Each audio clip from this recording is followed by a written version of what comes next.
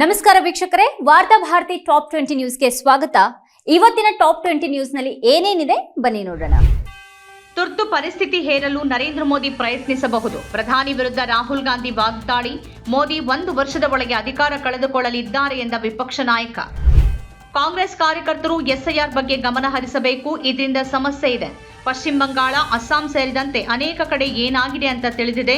ಎಲ್ಲರೂ ಸಭೆ ನಡೆಸಿ ಅರಿವು ಮೂಡಿಸಬೇಕು ಅಂತ ತಿಳಿಸಿದ ಸಿಎಂ ಡಿಕೆ ಶಿವಕುಮಾರ್. ರಾಜ್ಯ ಸಚಿವ ಸಂಪುಟದ ಖಾತೆ ಹಂಚಿಕೆ ಕುರಿತು ಇನ್ನೂ ಯಾವುದೇ ಅಧಿಕೃತ ನಿರ್ಧಾರವಾಗಿಲ್ಲ. ಯಾವ ಜವಾಬ್ದಾರಿ ಕೊಟ್ಟರೂ ಸಮರ್ಥವಾಗಿ ನಿಭಾಯಿಸುತ್ತೇನೆ ಎಂದ ಸಚಿವ ಪ್ರಿಯಾಂಕ್ ಖರ್ಗೆ.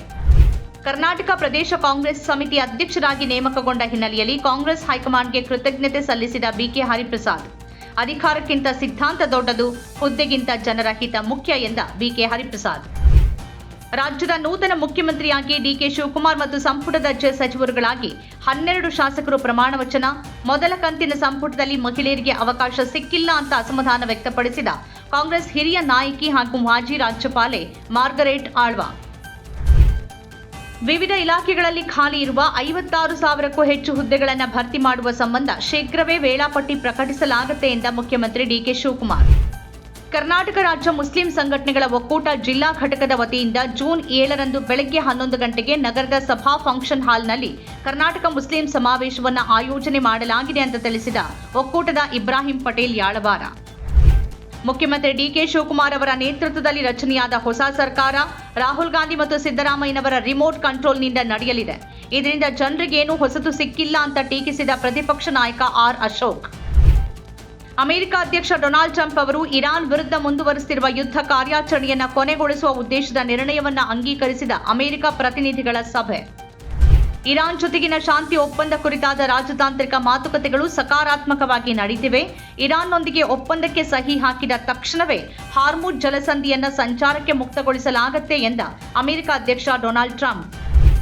ಪ್ರಧಾನಿ ನರೇಂದ್ರ ಮೋದಿ ರಾಷ್ಟ್ರೀಯ ಹಿತಾಸಕ್ತಿಗಳಿಗಿಂತ ಬಾಹ್ಯ ಹಿತಾಸಕ್ತಿಗಳಿಗೆ ಹೆಚ್ಚಿನ ಆದ್ಯತೆ ನೀಡುತ್ತಿದ್ದಾರೆ ಅಂತ ಆರೋಪಿಸಿದ ಲೋಕಸಭೆ ವಿಪಕ್ಷ ನಾಯಕ ರಾಹುಲ್ ಗಾಂಧಿ.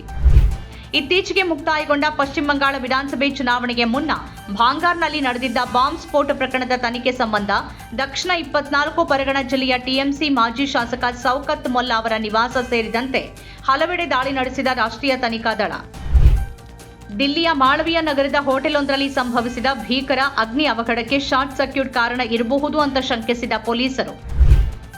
ದಿಲ್ಲಿಯ ಮಾಳವಿಯಾ ನಗರದ ಹೋಟೆಲೊಂದರಲ್ಲಿ ಸಂಭವಿಸಿದ ಅಗ್ನಿ ಅವಘಡದಲ್ಲಿ 20 ಮಂದಿ ಮೃತಪಟ್ಟ ಘಟನೆಯ ಬೆನ್ನಲ್ಲೇ ಬಿಹಾರದ ಮುಜಾಫರ್ಪುರದ ಆಸ್ಪತ್ರೆಯೊಂದರಲ್ಲಿ ಬೆಂಕಿ ಅವಘಡ.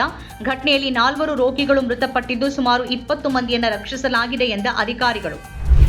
ಸರ್ಕಾರಿ ಬಾಂಡ್ಗಳಲ್ಲಿ ಹೂಡಿಕೆ ಮಾಡುವ ವಿದೇಶಿ ಹೂಡಿಕೆದಾರರಿಗೆ ತೆರಿಗೆ ವಿನಾಯಿತಿ, ಬಂಡವಾಳ ಲಾಭ ತೆರಿಗೆ ರದ್ದುಪಡಿಸೋಕೆ ಕೇಂದ್ರ ಸಂಪುಟ ಒಪ್ಪಿಗೆ. ವಿಧಿವಿಜ್ಞಾನ ಪ್ರಯೋಗಾಲಯಗಳ ದುಸ್ಥಿತಿಯಿಂದ ಕೊಲೆ, ಅತ್ಯಾಚಾರ ಆರೋಪಿಗಳಿಗೆ ಜಾಮೀನು. ಯುಪಿ ಸಿಎಂ ಮಧ್ಯಪ್ರವೇಶಕ್ಕೆ ಅಲಹಾಬಾದ್ ಹೈಕೋರ್ಟ್ ಸೂಚನೆ. ಯಾವುದೇ ವೈದ್ಯಕೀಯ ಅರ್ಹತೆ ಇಲ್ಲದ ವ್ಯಕ್ತಿಯೊಬ್ಬ ಚೀನಾ ನಿರ್ಮಿತ ಪೋರ್ಟಬಲ್ ಅಲ್ಟ್ರಾಸೌಂಡ್ ಯಂತ್ರ ಬಳಸಿ ಭ್ರೂಣದ ಲಿಂಗ ಪತ್ತೆ ಪರೀಕ್ಷೆ ನಡೆಸುತ್ತಿದ್ದ ಅಕ್ರಮ ಜಾಲವನ್ನು ಭೇದಿಸಿದ ಪುಣೆ ಜಿಲ್ಲಾ ಪೊಲೀಸರು. ಆಯುರ್ವೇದ ವೈದ್ಯ ಸೇರಿದಂತೆ 2 ಬಂಧನ. ಸಿಧಿ ಜಿಲ್ಲೆಯಲ್ಲಿ 2025ರ ಏಪ್ರಿಲ್ನಿಂದ 2026ರ ಮಾರ್ಚ್ವರೆಗೆ ಹೆರಿಗೆಗೆ ಮೊದಲು, ಹೆರಿಗೆಯ ವೇಳೆ ಅಥವಾ ನಂತರ 53 ಮಹಿಳೆಯರು ಮೃತ್ಯು. ಮಾಧ್ಯಮ ವರದಿಯ ಆಧಾರದಲ್ಲಿ ಸ್ವಯಂ ಪ್ರೇರಿತವಾಗಿ ಪ್ರಕರಣ ದಾಖಲಿಸಿಕೊಂಡ ರಾಷ್ಟ್ರೀಯ ಮಾನವ ಹಕ್ಕುಗಳ ಆಯೋಗ. ಭಾರತಕ್ಕಾಗಿ ಆಡಲು ಸಾಧ್ಯವಾಗದ ತಂದೆಯ ಕನಸು ನನಸಾಗಿಸಿದ ಪುತ್ರ. ಫಿಫಾ ವಿಶ್ವಕಪ್ನಲ್ಲಿ ಖತರ್ ಪರ ಕಣಕ್ಕಿಳಿಯಲಿರುವ ಕೇರಳದ ಮೂಲದ ತೈಸಿನ್. ಕಾರು ಹಾಗೂ ಪಿಕಪ್ ವಾಹನದ ನಡುವೆ ಡಿಕ್ಕಿಯಾಗಿ ಮಗು ಸೇರಿದಂತೆ 2 ಮೃತ್ಯು. ಚಾಮರಾಜನಗರ ತಾಲೂಕಿನ ದೊಡ್ಡ ಮೂಡಹಳ್ಳಿ ಕ್ರಾಸ್ನಲ್ಲಿ ಬುಧವಾರ ರಾತ್ರಿ ಸಂಭವಿಸಿದ ಘಟನೆ. ನಮ್ಮ ಕಾರ್ಯಕ್ರಮಗಳನ್ನು ನೀವು ನೋಡ್ತಾ ಇದ್ರೆ ನಮ್ಮ ಚಾನೆಲ್ ಅನ್ನ ಸಬ್ಸ್ಕ್ರೈಬ್ ಮಾಡಿ, ಪಕ್ಕದ ಬೆಲ್ ಐಕಾನ್ ಒತ್ತಿ ನಮ್ಮನ್ನ ಬೆಂಬಲಿಸಿ. ಹಾಗೆ ನಮ್ಮ ಕಾರ್ಯಕ್ರಮಗಳನ್ನ ಲೈಕ್ ಮಾಡಿ, ಕಮೆಂಟ್ ಮಾಡಿ, ಅದನ್ನ ಬೇರೆಯವರಿಗೂ ವಾಟ್ಸ್ಆಪ್ ಮೂಲಕ ಶೇರ್ ಮಾಡಿ.